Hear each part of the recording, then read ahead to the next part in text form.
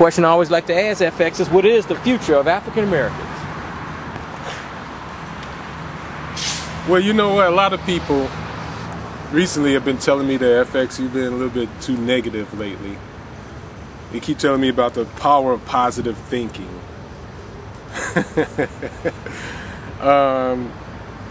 My homegirl Ajwa, some other people, God bless, a bunch of other people have been telling me about it. My mother telling me about the powers of positive thinking. But you know what? This thing of that science being what it is, the situation is that we live in a reality also, and there's a cause and effect.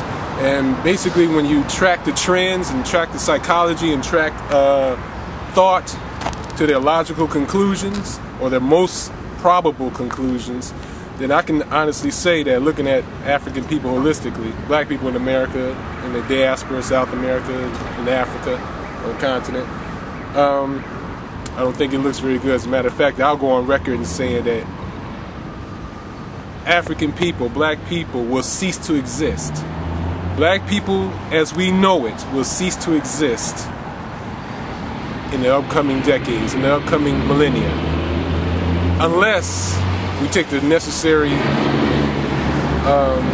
cautions, unless we do the necessary things and do the work that's necessary to prevent this borderline extinction from happening. But I'll say it, and I'll put it out there. A lot of people have put it out there. And it's really not a warning for me, it's more of a prediction. Black people will cease to exist. Black people as we know it will cease to exist in the coming decades, in the coming generations, in the coming millennia, unless we do the work necessary to halt this genocidal and fratricidal situation that we're in. You know, I totally agree. I tell the children in the public schools that what it means to be African American has always changed. We were colors, we were coons, we were jigaboos, we were Negroes, we were black folk, white, now African Americans. Now it's changed to the point where it's not going to mean anything. There are, brother told me the other day, there's some bougie people, pseudo bougie people as I call them, who have this, they call it the post-black era, where they've transcended race. What you think about that? Well, are you ready to transcend race? No, race is always, well, what's termed race will always be a reality.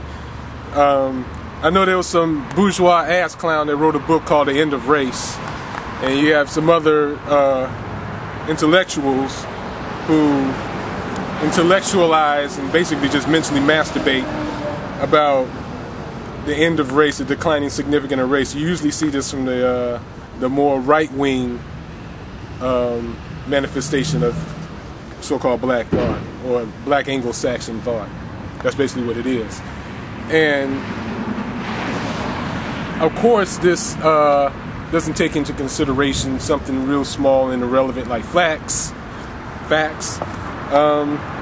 fact of the matter is, African people on every level of our existence, whether it be culturally, whether it be genetically, outright physically, outright political onslaught, economic onslaught, African people, not only do we share some of the same problems that other poor people do, and now in America, the middle class, wait for these trucks to go by, but we also share a lot of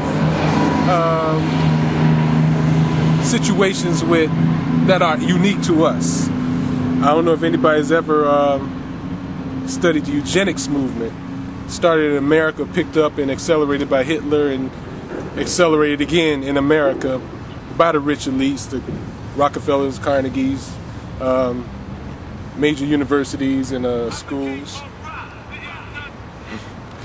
The whole idea of a eugenics movement, which spawned a lot of the advances in science that we see today, race-specific medicines, stem cell research, all this. The core of eugenics, as is practiced today, is the purpose of it is to crack that melanin code, or crack that aspect of African people that makes us African, so that they can harvest what our essence, our physical essence, to improve Caucasian life, to improve everybody else's state of physical existence, namely the Europeans. This is evident and we're in the I was just doing some research into the political situation with prisons, but a lot of times there are a lot of tests done on prisoners in the prison systems, where they test out a number of products, a lot of products and medicines and so forth that they created in laboratories. They used to test them on rats and mice and shit. Now they testing them on prisoners. I know a lot of products, a lot of makeup. Here's the irony of ironies, and this is a tangent, but this is an example.